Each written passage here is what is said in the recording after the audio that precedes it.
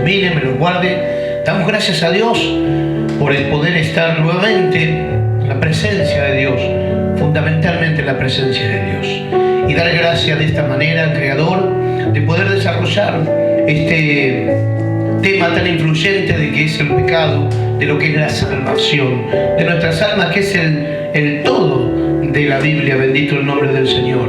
Luego vemos que dentro de ese todo, donde Dios quiere formalizar sus justicias en nuestras vidas, vemos que Dios derrama bendiciones, derrama muchas promesas para nuestra vida que estamos terrena, por la cual estamos pasando, sin olvidarnos, sin sacar de nuestros corazones la importancia de que hay una ciudadanía no hecha de mano de hombres, donde Dios ha preparado para todos aquellos que hoy creemos que Jesucristo es el Señor, un día partir a esa gloria divina, a ese Edén divino, donde estaremos cara a cara con nuestro Señor y Salvador.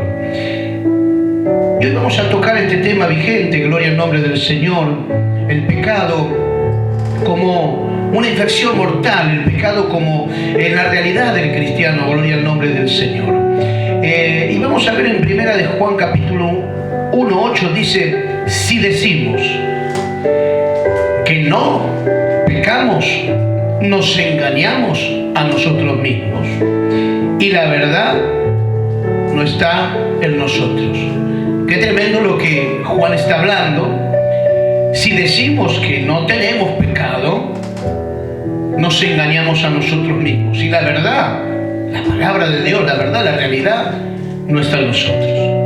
Qué tremendo cuando nosotros podemos comprender esta realidad tan manifiesta en nuestras vidas, esta realidad que afecta, esta realidad que corrompe, esta realidad que tenemos que reconocer, porque reconocer esta realidad nos hace entrar a comprender y a poder pararnos y meditar de por qué muchas veces el hombre vive fuera de las promesas de Dios.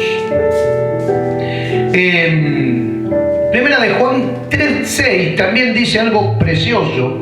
Dice: todo aquel que permanece en él no peca, y todo aquel que peca no le ha visto ni le ha conocido. Alabado sea Dios. Todo aquel que permanece en él, ¿en dónde? En Cristo. Todo el que permanece por su palabra, todo el que se ha limpiado, se ha apartado, gloria al nombre del Señor, dice: no peca. Gloria al Señor. Y todo aquel que peca no le ha visto ni le ha conocido. Parece que se está contradiciendo la palabra, porque en primera de Juan capítulo 1:8 dice que si decimos que no tenemos pecado. Y yo quiero decirle que la Biblia no se contradice, sino que hay terminologías y hay que comprender los conceptos divinos de la palabra. Es importante entender este no peca, bendito el nombre del Señor, que se refiere al que vive transitando, ¿sí?, sin agradar a los deseos de la carne. Bendito el nombre del Señor. El versículo 8 del mismo capítulo declara que la práctica del pecado es del diablo. O sea, hermanos, cuando la verdad de Dios, cuando la ciudadanía de Dios viene a nuestros corazones, cuando abrimos nuestro corazón para servir a Dios, Dios comienza a meternos en las esferas divinas y comenzamos a adquirir la palabra, y es el Espíritu Santo, el espíritu de la palabra. Yo sé que el espíritu, la palabra es espíritu y es vida. Comenzamos a desear, gloria al nombre del Señor, y Dios nos mete en esos raudales divinos. Por eso dice que el conocimiento de tu palabra alumbra y hace sabio al sencillo.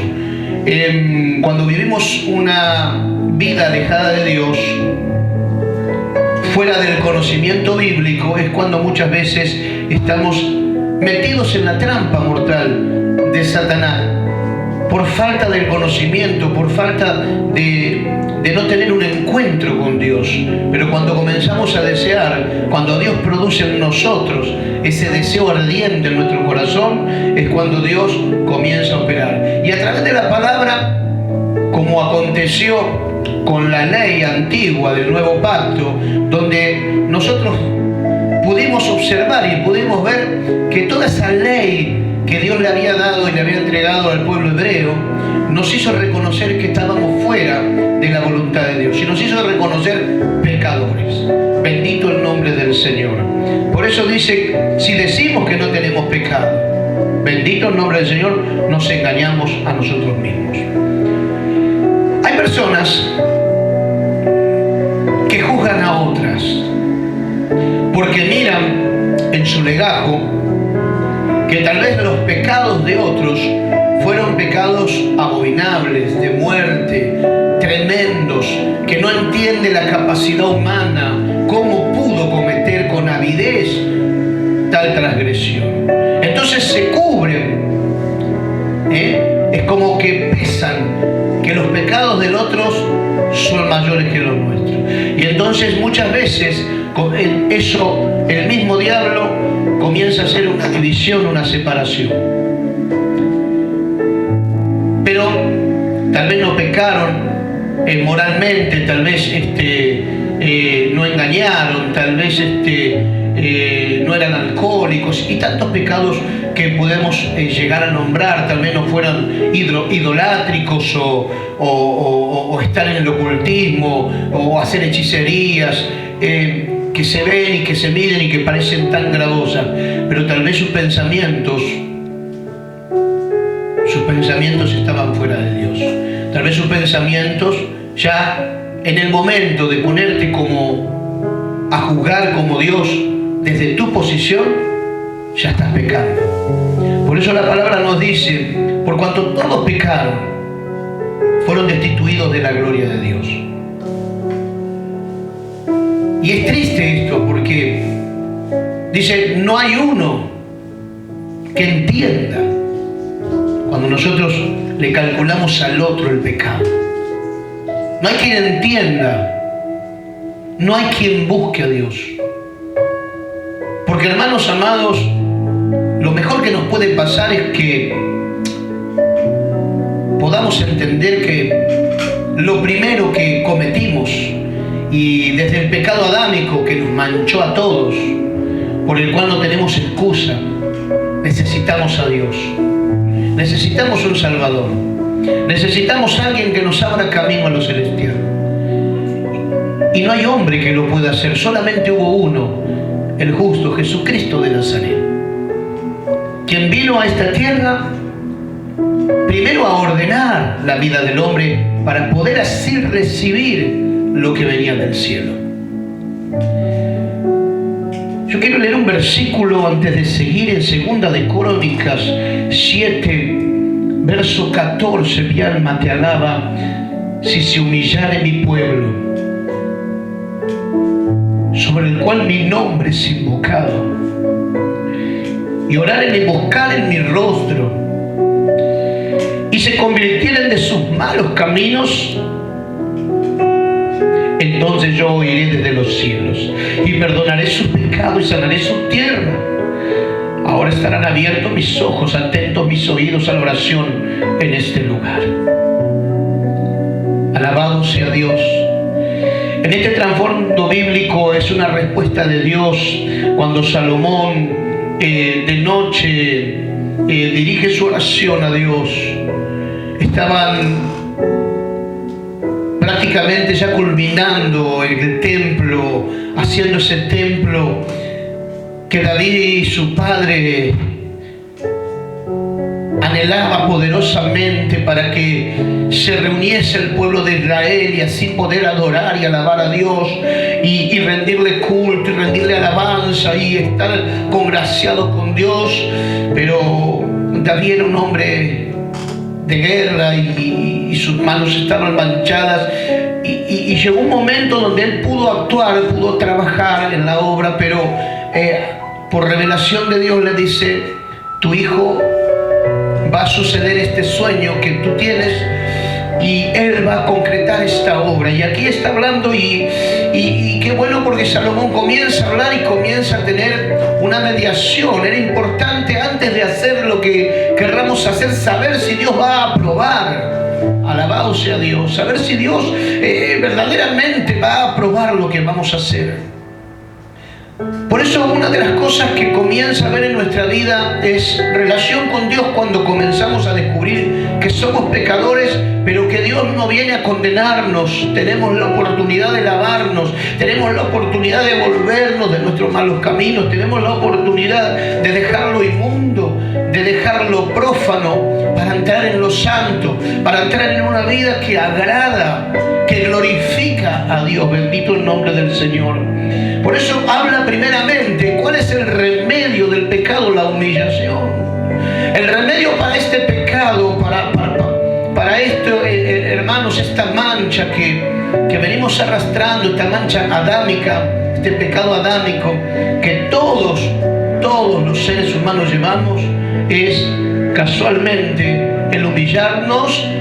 ¿A qué? Humillarnos a nuestro egocentrismo, humillarnos a nuestra fuerza, humillarnos delante del que tiene toda la autoridad. Por esto este versículo pone en claro la disponibilidad de este Dios amoroso, la disponibilidad de este Dios creador que nos dio vuelta sus ojos para mirar a otro lado cuando el hombre pecó. No se dolió. Jamás Dios apartó los ojos de ti. Bendito el nombre del Señor.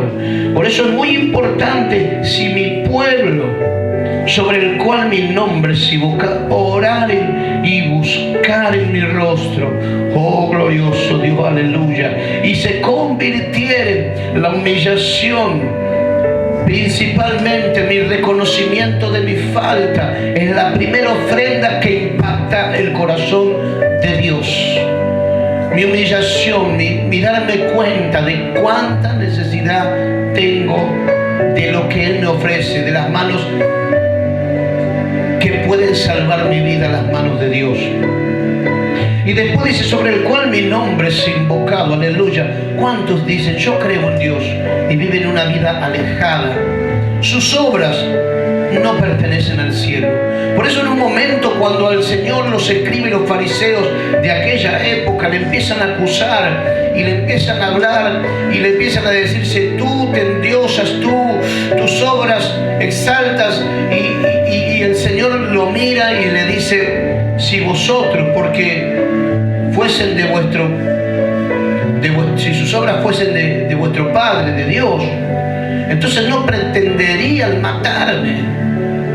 Y ellos iban, hermanos, a confrontar a Jesús. Ellos iban, hermanos, porque retenían, hermanos, en su corazón odio, porque, hermanos, no podían resistir que aquel hombre esté bajo la gracia, bajo el poder, bajo la unción del Espíritu Santo. Aquel hombre, no podían, hermanos, los religiosos de la época resistir esa palabra que transformaba las vidas. Y le dice Jesús, vosotros sois de vuestro padre el diablo, porque procuráis matarme. Y eso es lo que, hermanos, a veces, hermanos queridos, tiene que ir acompañada a nuestras obras con una fe genuina y verdadera. Yo no puedo, hermanos, por eso dice, si se convirtiese. Un convertimiento es lo que necesita el hombre, convertirse a Dios, volver a las sendas antiguas, volver a la relación con Dios, volver a poner a Dios por primero y no por último. La importancia del tema, hermano, no consiste solamente en un hecho que sería mejor no hablar. La importancia del tema del pecado, cuando observamos en la Biblia los saldos oscuros que arrojó el pecado, saldos devastadores. Vemos el libro de los jueces deteriorados como Sansón, caer caer de la gracia, vemos a un David pecar, vemos en la época de los reyes caer como Saúl por la devastación de no cumplir con la gracia de Dios. Vemos un sacerdocio como el sacerdocio de Elí, sus hijos, hermanos, actuando indebidamente, necesitando la gracia, pero contrarrestándola con hechos inicuos que pertenecen al pecado, que pertenecen a la desobediencia. Y vemos cómo Elí, hermanos, transgredió ese sacerdocio santo. Bendito el nombre del Señor. Y un sinnúmero de afectados, un sinnúmero de gente que fue manchada, corrompida. Gloria al nombre del Señor. Sacada del camino santo. Bendito el nombre del Señor. Por eso comparamos los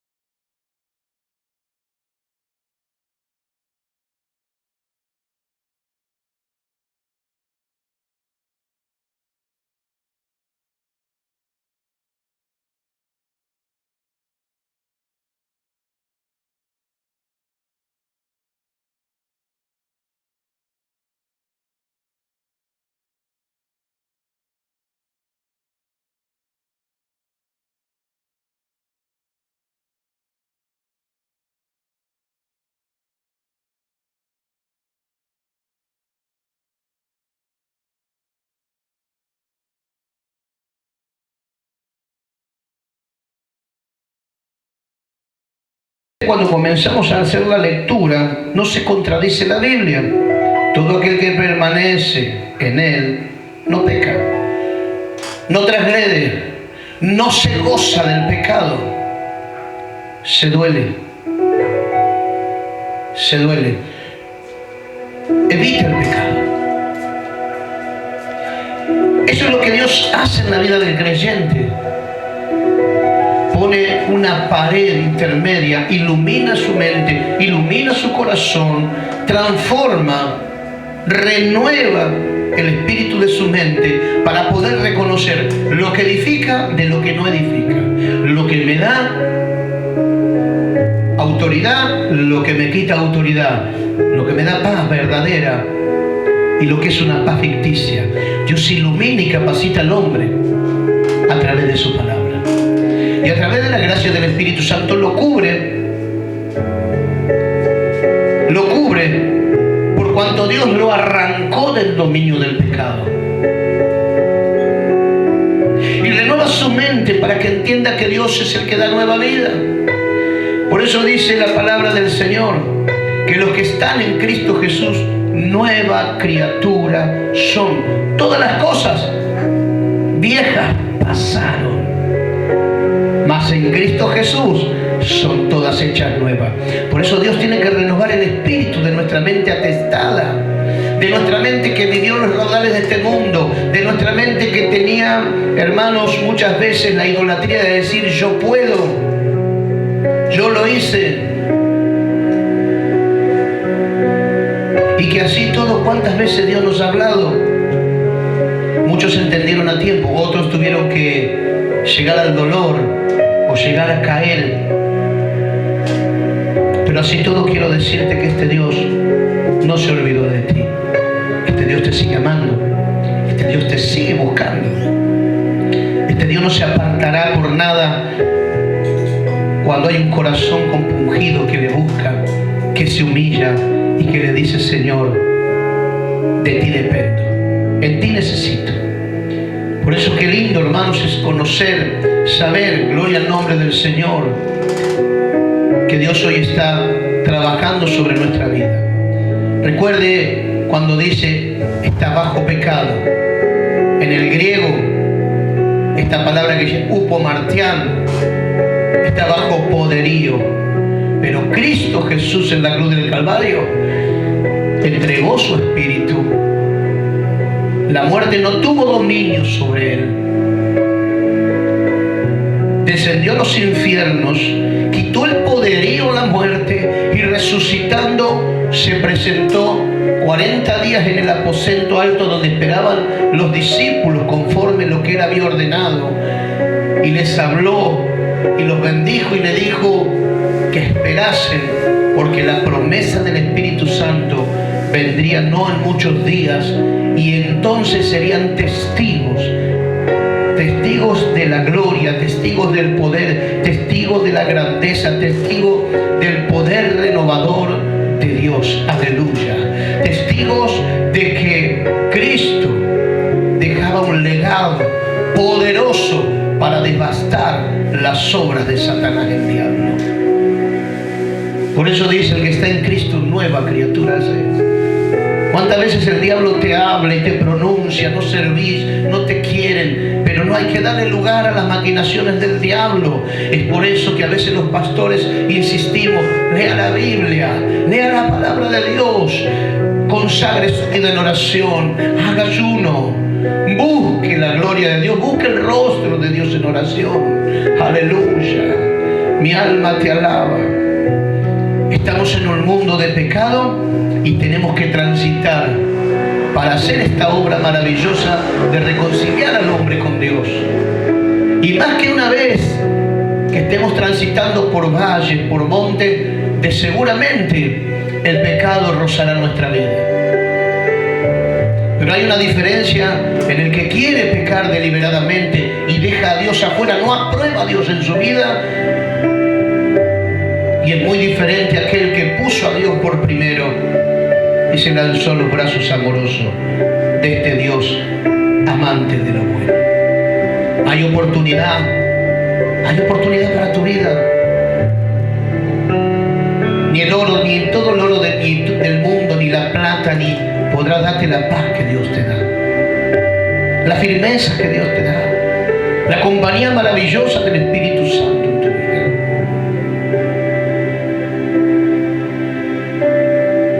¿Sabe que yo comparaba esto con lo que está pasando actualmente? Toda la humanidad hoy está sufriendo este virus de COVID y no hay un remedio, no encuentran un remedio. Pero lo que pudieron medianamente hacer es advertir de una cosa y lo llamaron distanciamiento. El distanciamiento que propusieron es lo que no iba a dejar propagar el virus, transportar a otros.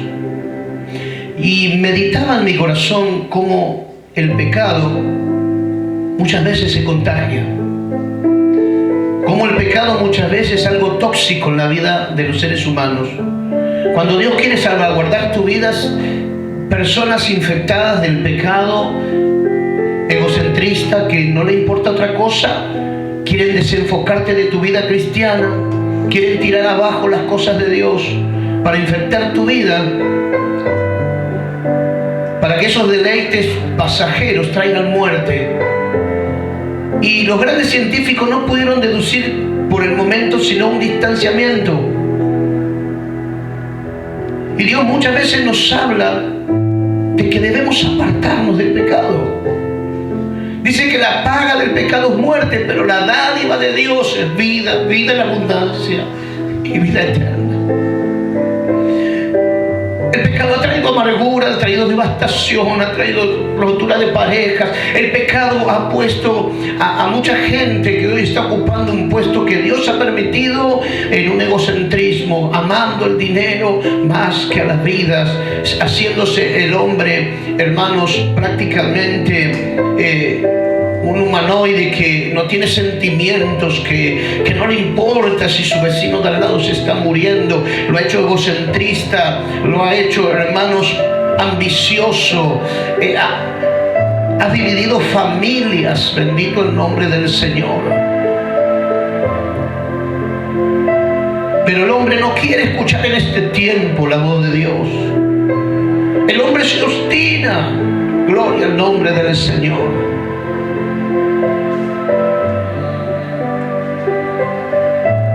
Por eso debemos escapar, no desafiar a Dios. Es tiempo de oír a Dios.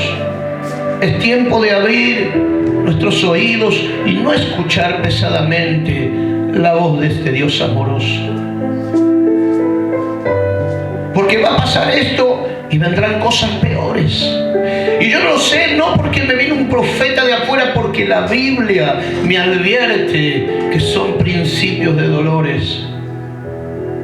Pero también me dice que Dios, el amor de Dios está llamando al norte, al sur, a este, a oeste, que se arrepientan, que se vuelvan.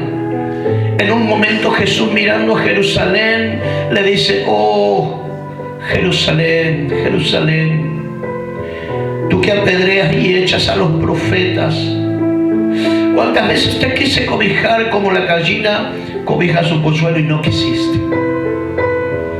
Así está el hombre obstinado en este tiempo. ¿Cuántos se ven afectados en este tiempo? ¿Cuántas noticias salen en los televisores, en las teles, de las muertes, de gente que llega moribunda? Y aunque los médicos, los epidemiólogos y infectólogos y enfermeras y tantos están trabajando a más no poder para salvar al individuo, Dios está preocupado por esta humanidad. Pero mientras siga viviendo bajo los raudales del pecado, mientras siga siendo el pecado tu dominio, tu Señor, bendito sea Dios, le está cerrando la puerta a este Dios. Hay un versículo en Apocalipsis, ¿no? Que el capítulo 3:20 de Apocalipsis, que dice: yo estoy a la puerta y llamo. Si tú abrieres, si tú me invitares, yo entraré y cenaré contigo. Pero no queremos abrirle las puertas al Señor. Querido amigo, querido oyente, es tiempo de Dios en nuestra vida. Es tiempo de dejar atrás todo lo pasado y tomarse de las manos del Señor. Romanos 8:1 dice: ahora pues, ninguna condenación hay para los que están en Cristo. Acepta por gracia, acepta por regalo inmerecido que Cristo es tu Salvador, que Él vino a salvarte, que Él es nuestro abogado, que Él es el que puede restaurar nuestras vidas. Acéptale hoy a Dios antes de que vengan los días donde se cierran nuestras ventanas, nuestros ojos, donde el cuenco de oro que es nuestro corazón deje de funcionar. No hay ninguna condenación. Dios puede limpiarte. Cuando estás en Él, Dios puede restaurarte. Ningún padre que su hijo ha fallado lo abandona y lo deja tirado. Al contrario, lo levanta, lo acurruca, lo aconseja y sigue confiando en Él. Y se goza el papá cuando el hijo pone por obra esa palabra que soltó y ve que va creciendo firme, fuerte. Como decimos nosotros los cristianos, en la roca de nuestra salvación. Ninguna condenación hay para los que están en Cristo. No es lo mismo que te sorprenda la muerte sin Cristo que te sorprenda la muerte con Cristo en el corazón, porque tendrás un llamamiento. Está asegurada tu morada celestial. En cierta ocasión, hermanos y amigos, había un pastor que visita a un creyente en su congregación que se dedicaba a la compra y venta de autos chocados. Compraba chatarra. Ese era su oficio, él se manejaba con todo eso. Y un día le lleva a este hermano al pastor, lo lleva a su galpón para mostrarle para lo que para él era una bendición. Y le dice: pastor, mire, y saca una lona grande. Y el pastor esperaba ver algo, wow, glorioso. Y cuando saca esa lona, cuando descubre, encuentra un auto último modelo, chocadísimo, destruido. Realmente no servía para nada. Ni sus ópticas estaban sanas, nada, totalmente roto. El pastor puso cara como: ¿qué le digo? La verdad que esto no vale la pena, yo no pagaría ni 5 por lo que me muestra el hermano. Pero no obstante, el creyente no dejaba de glorificar a Dios por esa bendición que él tenía en su galpón, en su taller. Sin embargo, pasado algún tiempo, estaban de culto y estaba la congregación y llega aquel hermanito con un auto precioso, brillante, que era deseable a los ojos de cualquier ser humano. ¡Qué hermoso coche!, dijo el pastor. Se gozó. ¡Qué bendición! Se compró un auto, hermano. Interrogó el pastor, aquel fiel. No, pastor, ¿no se da cuenta? Le dice el hermano: aquel día cuando le mostré un montón de chatarra, aquel día cuando le mostré esas chapas debajo de aquella lona, comencé a trabajar, comencé a usar mis manos en lo que yo sé, comencé a usar el martillo, comencé a usar la sierra, comencé a estirarlo, comencé a meter fuego sobre sus chapas para poder volverlo a su lugar, para recomponerlo. Lo pinté y aquí esta obra está acabada. El pastor comprendió entonces aquel momento la obra de Dios. Aquel día comprendió ¿Cuántos de nosotros fuimos destruidos? ¿Cuántos de nosotros nadie daba un peso? ¿Cuántos de nosotros estábamos perdidos? Ni nuestros familiares hubieran dado nada. Pero cuando Dios comenzó a trabajar en nuestras vidas, como decía este hermano, comencé con el martillo. Aquello que estaba arrugado, a golpearlo, para enderezarlo, metí fuego. Ese martillo de la palabra que fue la que golpeó nuestros corazones para romper ese corazón endurecido de piedra, para que Dios pueda poner un corazón de carne y así grabar sus mandamientos, sus estatutos y sus decretos. Comenzó a meter fuego, y cuando el fuego del Espíritu de Dios entra en nuestras vidas, es cuando nos debilita, pero nos fortalece a la vez. Y nos puede dar forma, bendito el nombre del Señor. Cortar con la sierra muchas veces las partes que se han desgastado, y Dios es experto. Y pintar nuestra vida de un color celestial, del color de la gracia, del color del perdón, del color de la misericordia, del color del reconocimiento, de poder proclamar al mundo lo que éramos antes y hoy el valor que tenemos para nuestro Dios, y que seguimos siendo nada porque la gloria, la honra y la alabanza es de Dios. Por eso aquel pastor se compungió porque no pudo gozarse, pero el experto se estaba gozando. Yo quiero decirte que aunque tu vida esté arruinada, Dios puede hacer grandes cosas sobre ti. Aunque tu vida esté arruinada, Dios puede bendecirte, Dios puede ungirte, y Dios pondrá un precio que es en tu corazón la persona más hermosa que es Jesucristo de Nazaret. Y a través del Espíritu Santo Él te vestirá para que des gloria, honra y alabanza. Por eso es necesario apartarse del pecado. Damos gracias al Señor y bendecimos en esta tarde, y que la gracia de Dios pueda acompañarte. No te olvides, el pecado forma una barrera